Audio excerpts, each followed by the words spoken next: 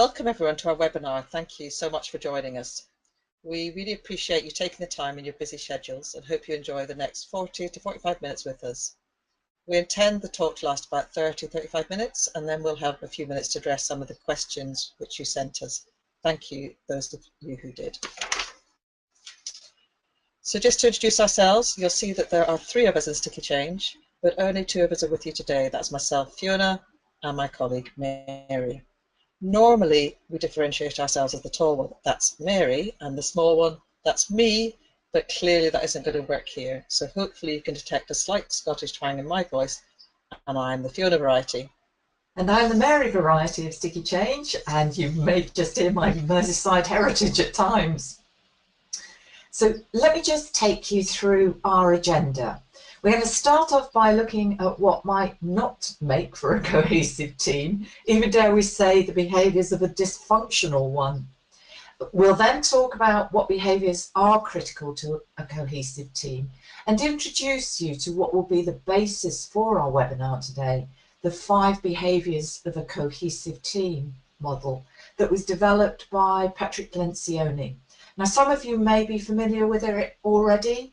We work with this model in detail with many teams and find it one of the most effective frameworks for helping leaders and individuals to identify practical, hands-on and specific actions for developing their teams. Even when you consider yours to be a high-performing team, and that might be the case today, you may find room for improvement when you look at your team through this lens. Indeed, as we go through the model in detail, you may want to consider how well your team measures up against the different factors, and especially the desired behaviours. Now, some of you listening were able to do this measurement beforehand, and by doing the questionnaire that was sent out, many thanks to those of you who were able to do it. We were delighted when 64 people filled it in, and as we go through the model, we will share the aggregated results with you.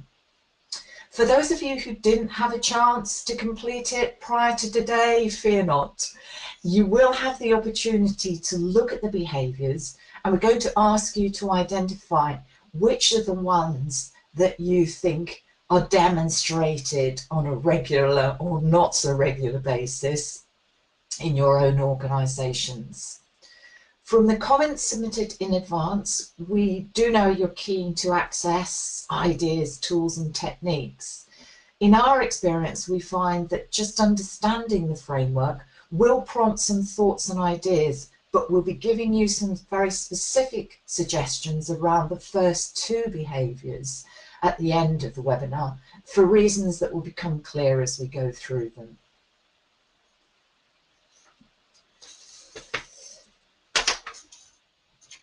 Okay, so let's get started. When we ask people if they read Patrick Lencioni's book, we get a pretty mixed response, but for those of you who haven't yet read it, we would highly recommend it. It's a very easy read. It's a fable about a new leader joining an established team that is, I have to say, pretty dysfunctional, and the journey she takes them on to become a high-performing team. It introduces you to the 5 dysfunctions model, i.e. focusing on what positive attributes are absent in a dysfunctional team. But before we share our thoughts, it'd be good for you to think about your experiences of dysfunctional teams. Hopefully you haven't experienced them too often, but on the assumption they have some stories to tell, please go ahead and consider some of the characteristics from your experience of dysfunctional teams. Interested to see what you would say, but here are some that we prepared earlier. You will no doubt be comparing your list to the ones we have highlighted here, and these are ones that are quoted most often when we run this exercise with other teams. And you can see there's a lot of unhealthy behaviours that don't help a team work effectively there. Okay, so let's introduce you to Patrick Lencioni's model. It's a pyramid for a very good reason. His proposition is that a cohesive team has to have a stable foundation of key behaviours, and each builds on the previous one. And his original model looked at this from the perspective of a dysfunctional team, i.e. the starting point is an absence of trust. The basis of this is that team members don't trust each other. It's very hard to even get off the starting block in relation to creating a high-performing team. A lack of trust then means there's a potential for a fear of conflict. People won't engage in passionate, open and honest debates as they're fearful of the consequences. They won't weigh in. And if people don't weigh into the debate, they then won't commit to the decisions, and hence you reach the third level, the lack of commitment. And if they don't commit to the decisions, they certainly won't take any accountability for the work of the team or how the team works together. Finally, a lack of accountability will lead them to not attending to the collective team results, and it's likely they'll be much more focused on their own personal results. Sadly, I assume this might well be familiar to some of you. So Lencioni talks about teamwork not just being a virtue that everyone thinks we should have, but it's an intentional strategic decision that we should always be working at. In other words, we should be deliberately focusing on the how teams work together, not just the what they are working on. So with that in mind, let's turn the model around and view it from the perspective of what are the positive behaviours needed to preempt or address the dysfunctional ones. I should just say that we will delve more deeply into the behaviours as we go on. This is just a quick skip up the pyramid for the sake of initial understanding. Now, not many of us would argue with trust being an essential foundation to a cohesive team. And to build this, it's essential that people feel able to be open and honest without fear of reprisal. Because when there is this kind of trust, it makes it easier for teams to then engage in really good open debates, where honesty is admired and respect and creativity can flourish. And the more a team does that, then the more likely they are to align and commit to whatever behaviours emerge and are agreed upon. The accountability behaviours may be rather different to what you're used to. The positive behaviour here is not just about being accountable for the actions. Remember, this is about the how the team works together. It's also about the how, the readiness of the comfort of the team in calling out unhelpful and unproductive behaviours of other team members, and not just relying on the team leader to be behaviour monitor. Finally, the last level results is about the willingness of the team to put the team goals ahead of their individual goals. You know, in reality, we sometimes find that working out what the team goals are earlier in the process may help with achieving a more productive, conflict-orientated debate and commitment to the team decisions. So let's take a deeper dive into the behaviours aligned to each level. So the number one behaviour is trust, absolutely vital in establishing as early as possible, especially when creating a new team. So what does Lencioni mean by trust? The standard definition centres around the ability to predict a person's behaviour based on past experience. The key thing with this model is that it's not just about predictability of behaviours. What Lencioni is talking about is vulnerability-based trust.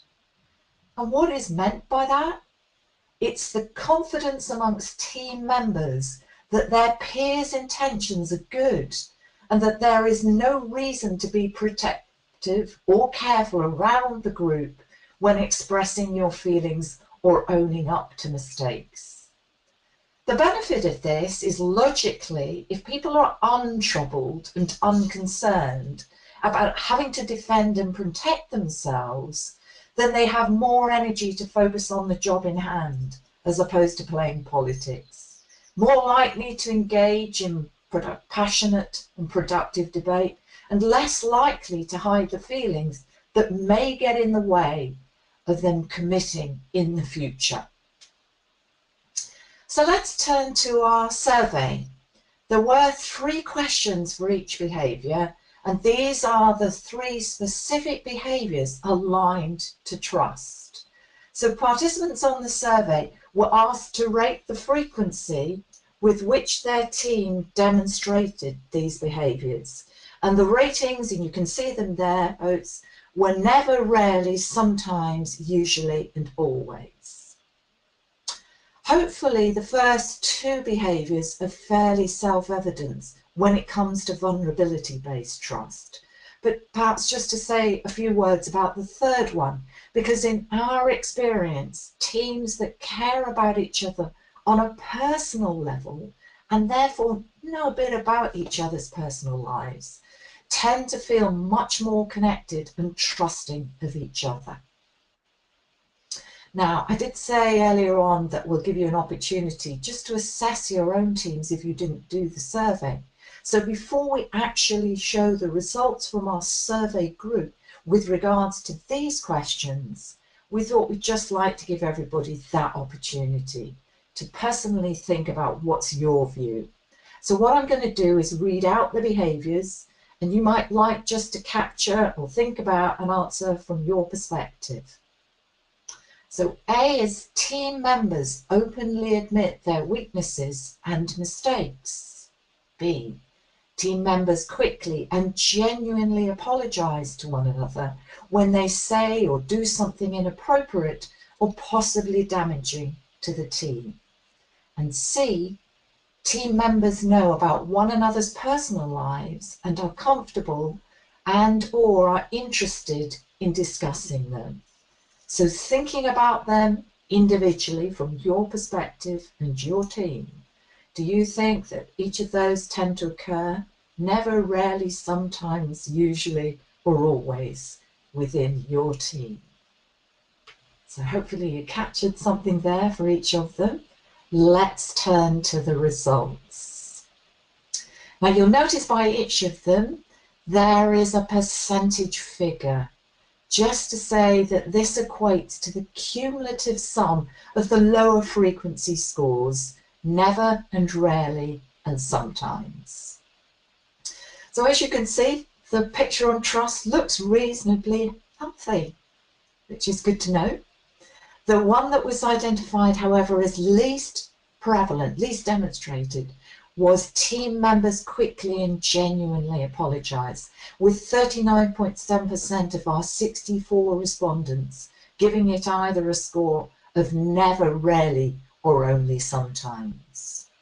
And we do experience that the problem of people not apologising is that they could be seen as insensitive rather, or self-orientated, and it could lead others to question whether their behaviours perhaps are well-intended in reality or in support of the team. Okay, thanks Mary. Let's move on to conflict now. Our starting point is that highly effective teams comfortably engage in conflict, but it's conflict of the constructive sort. So many of us view conflict as negative and to be avoided, but that means that the full picture is not always presented, and lots of different options may not be expressed, and wrong decisions might be made. So again, let's look at the definition of conflict as from Patrick Lencioni. So conflict is about being focused on ideas and concepts and really actively debating those. It is absolutely not about attacking people and their personalities. It's about people being prepared to voice their opinions, and happens only therefore when trust has been generated. Hence, it follows naturally on from the trust behaviour. The reality is that it may actually be very uncomfortable, because it means that people are likely to disagree, and when people are passionate about a topic, emotions can be heightened. And it should definitely be engaged in to ensure the best possible and most creative solution is generated or decision made. So again, let's look at the conflict behaviours that we had in the questionnaire. And where did these mostly show up? Well, let's just talk about meetings. This is the arena where teams are most frequently going to turn up and have to practice their team skills, and conflict often arises. How many meetings have you sat through that were just updates on what everyone has done and involve a one-to-one conversation between the team leader and one person, which then moves around the table till everyone has had their turn whilst everyone else falls asleep? How many times have you felt that the real issues are avoided, the so-called elephants in the room? And how many times have you left a meeting and admitted that you disagreed but didn't speak up? So you probably get the picture about conflict now. Let's do the same as last time and give you an opportunity to think about the ones that are least likely to be the case in your organisation. So just to read these out for you.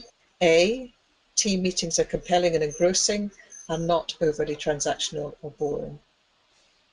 B, during team meetings, the most important and most difficult issues are put on the table to be resolved.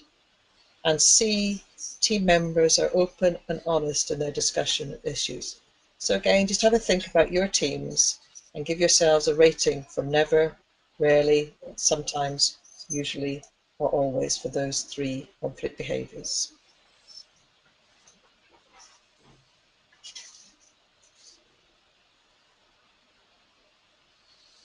So just to share with you then what the results of the questionnaire were.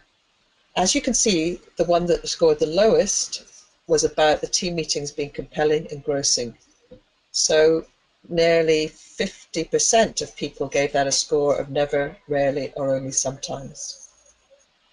Leone poses a really interesting question in his book, which is about whether people prefer to go to a film or a meeting, which most people laugh at when we ask the question. But he says we should really make our meetings as compelling and thought-provoking as a good film. So food for thought. How do you turn your next meeting into an Oscar-winning experience? So the third behaviour is commitment. And once people are able to actively engage in passionate debate and feel free to say what they really think and feel, even if they don't get their own way, they are more likely to commit to the decision. Now, Lencioni is not a big fan of consensus. He thinks it's irrational that people will all be able to agree. But what people do need for commitment is to be clear what they're being asked to sign up to.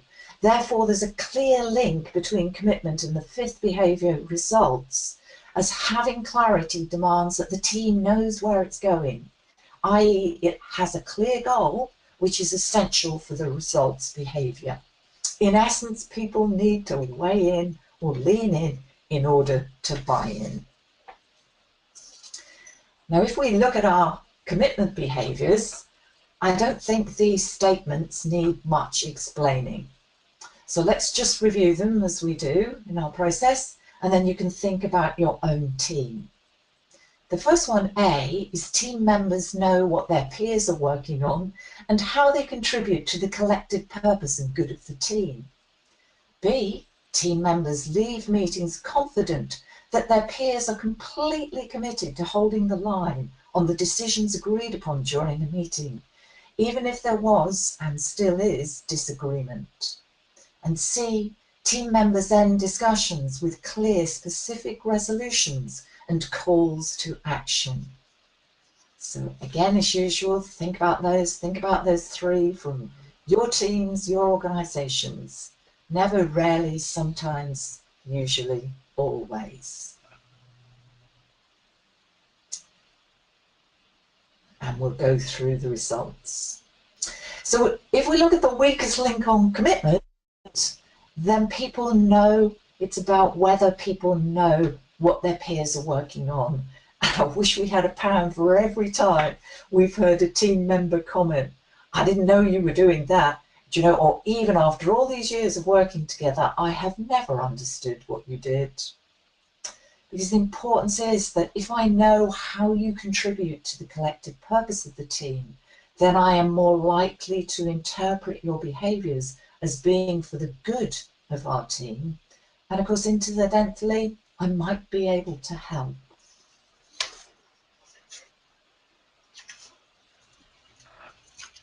Okay, so let's move on to the fourth behaviour, accountability. As with the others, obviously accountability is a natural follow-on from commitment. The most powerful behaviour in accountability is holding each other to account for our behaviours and following through on our actions. The team doesn't have to wait for the team leader to challenge non-performance or poor behaviour. And that's not to say the team leader is able to ignore poor performance or bad behaviour. He or she should give the team time to call each other out, but at the end of the day, he or she should also not let poor behaviour pass if the team members don't address it. So again, let's just look at the accountability behaviours. And we'll do the same process as before. So A is team members call out one another's unhelpful or unproductive behaviours. B, team members are deeply concerned about the prospect of letting down their peers. Or C, team members challenge one another about their plans and approaches. So again, look at those three behaviours and think about your own team and rate them on the scale.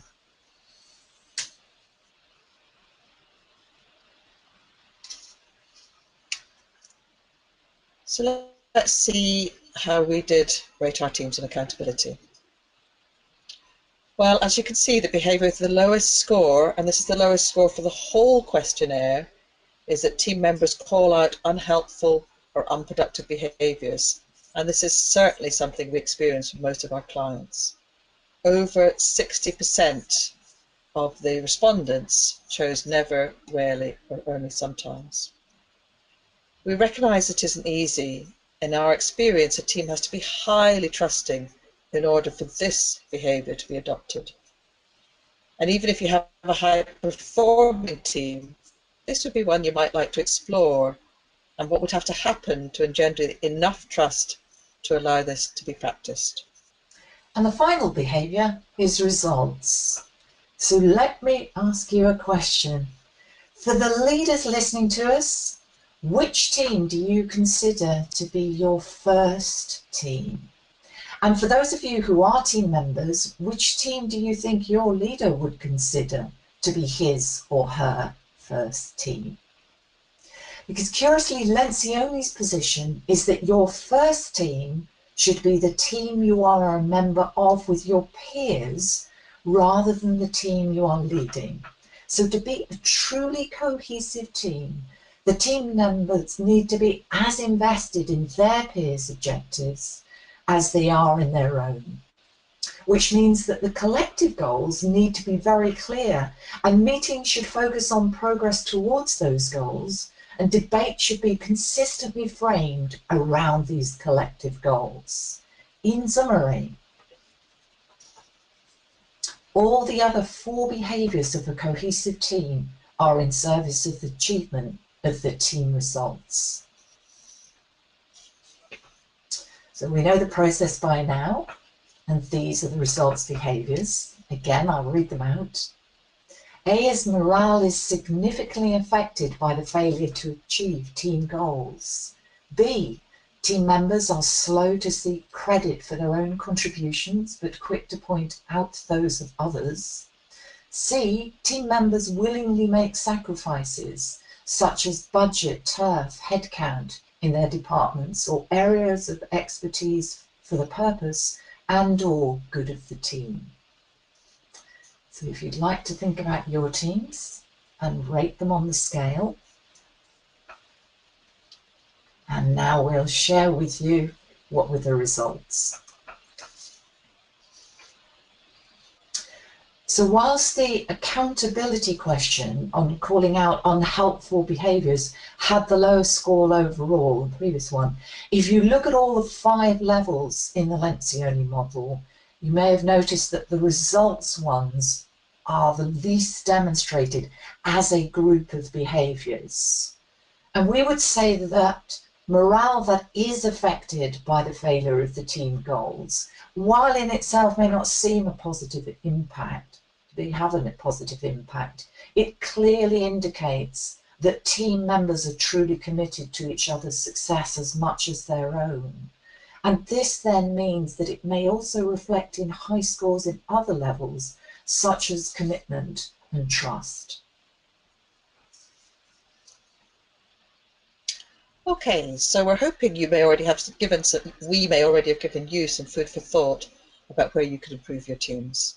We'd just like to take our remaining time to give you some ideas of activities you could undertake in order to address the trust and conflict levels in particular, and also to pose some questions for you to think about. So building trust. In order to build trust, we would recommend you do two things at least. The first is get to know each other better, and the second is to withhold your judgment and remain curious. And let's just take each of those in turn. One of the questions you asked when you sent in questions prior to the webinar is, what are the best ways to get to know your colleagues in a business environment? Well, we would say that, it's really important to take time to get to know people socially. Meet for a drink, invite the team out for a dinner or a fun social activity, with the aim being to relax, enjoy each other's company and find out what you have in common. Lencioni has an exercise he calls personal histories, in which all the team members share some personal information about their childhood and upbringing. And in our experience, this is a great exercise to do, and it's amazing how many people find they have things in common.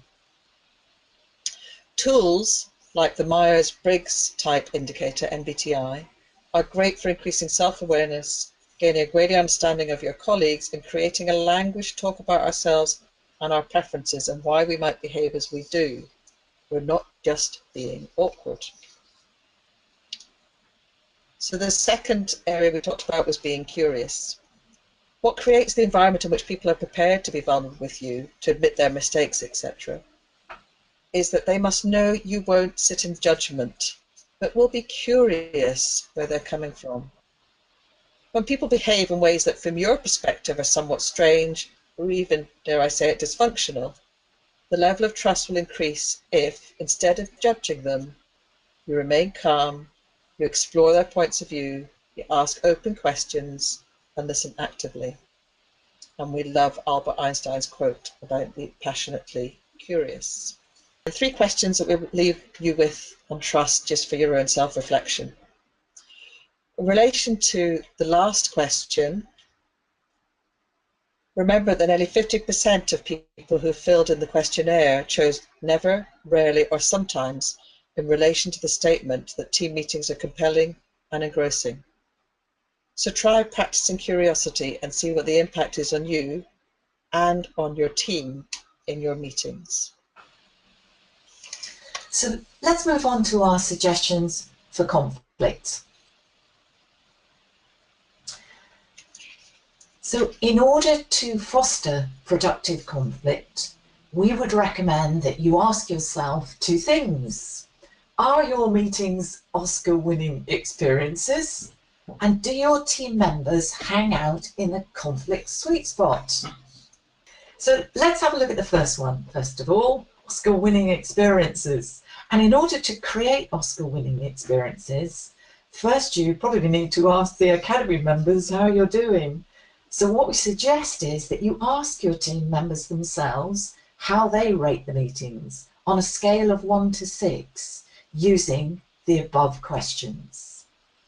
If the scores are 4 or lower, then it could be an opportunity to engage in a debate with them about what might need to happen to increase the scores. And we would recommend that as a result of this debate, that you agree some actions, make sure they are implemented, and in 3 to 6 months' time, reissue the questions for them to score again.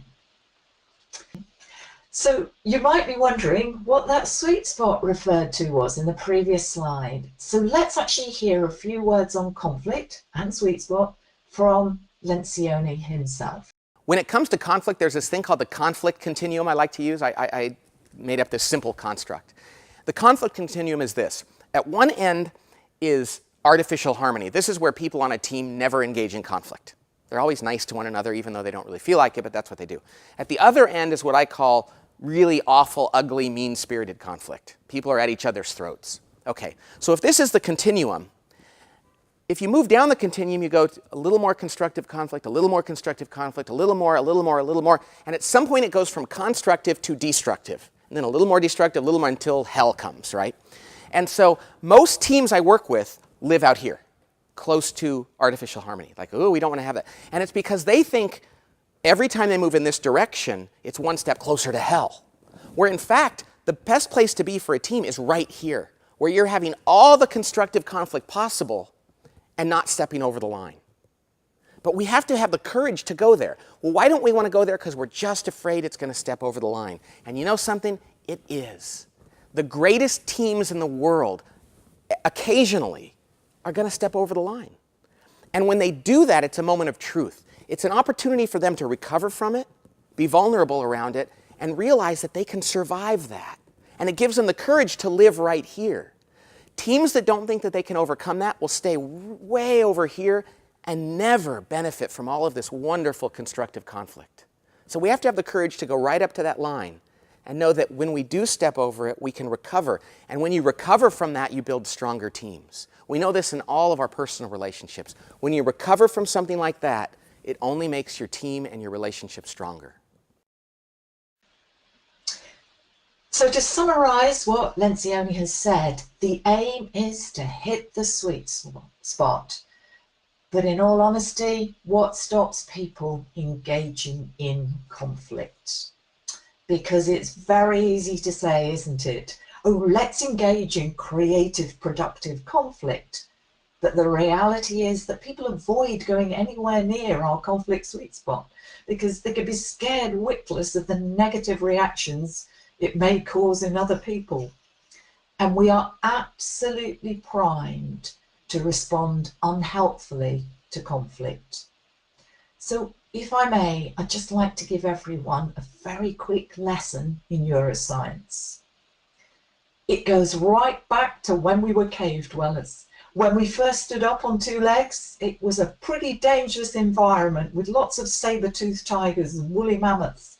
And we were somewhat desperate to survive as a species. But we were also pretty clever. We managed to develop our own early warning system. It's known as the amygdala, and we have two of them. They sit on either side of your brain, and their primary function is to warn us of impending doom.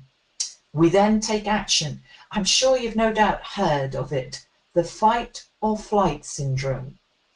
Or sometimes we actually freeze, summarized as the amygdala hijack.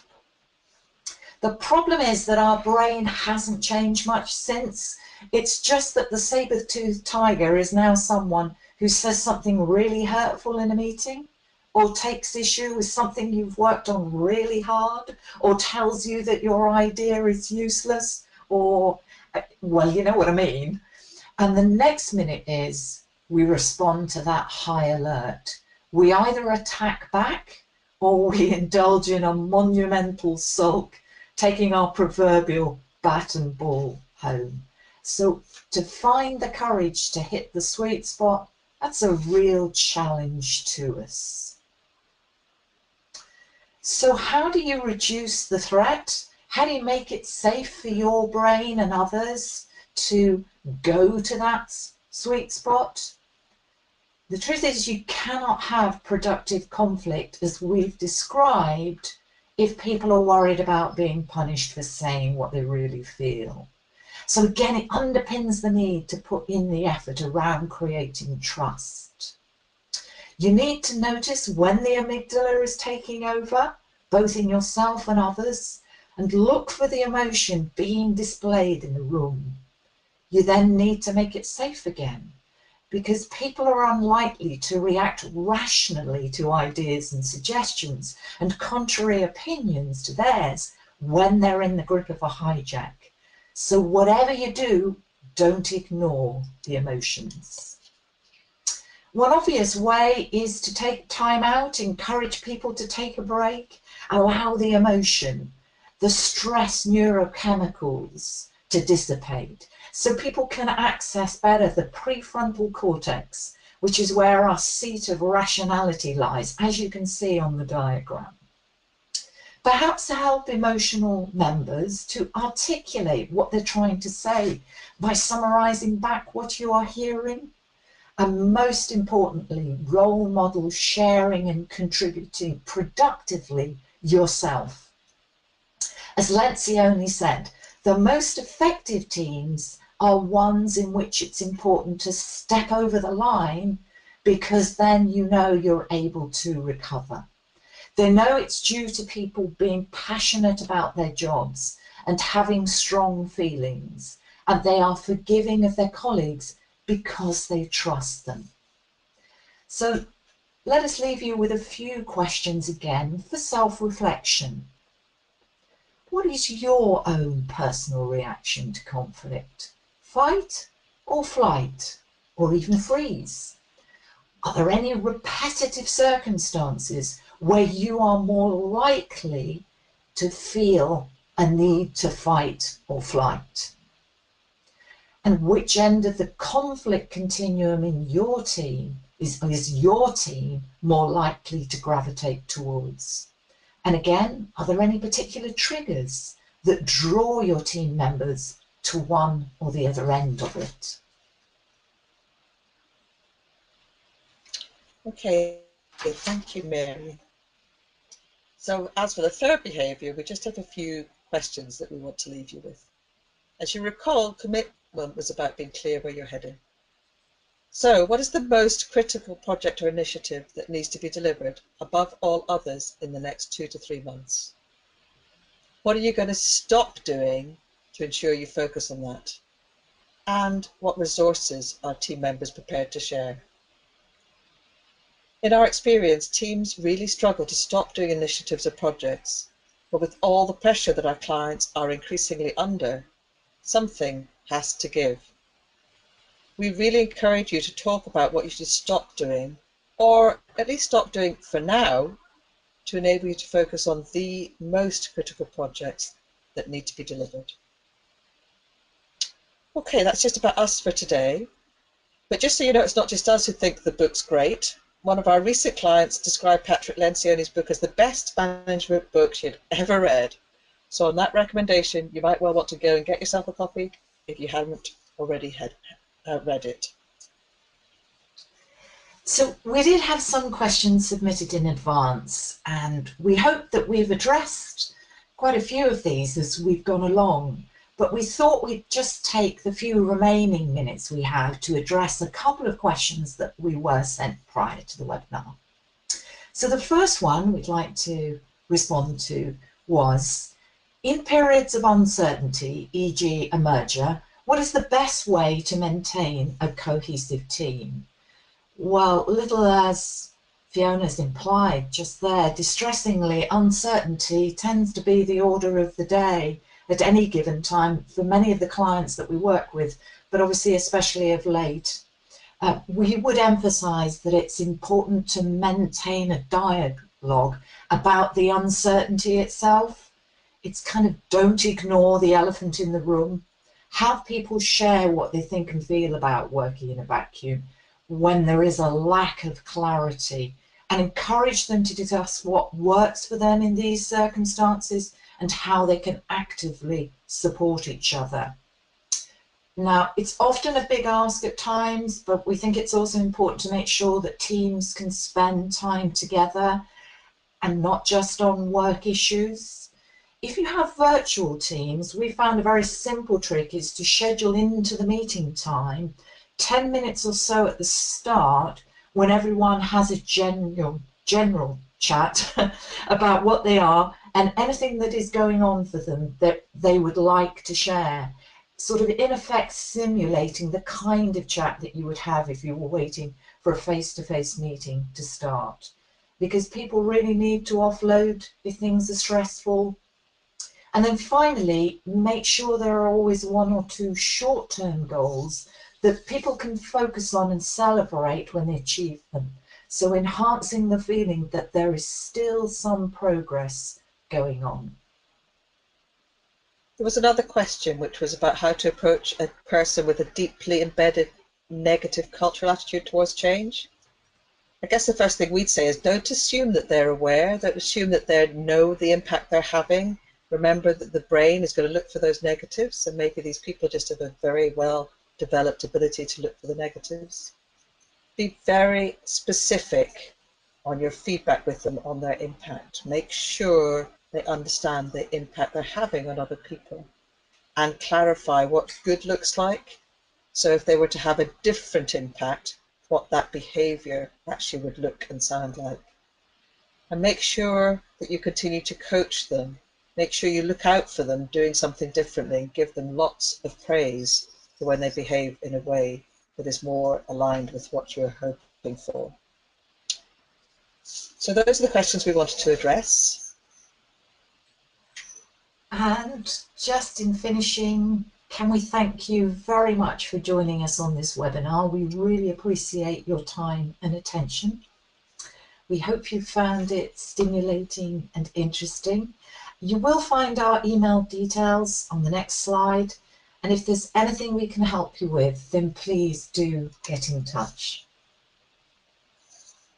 Thank you from me as well.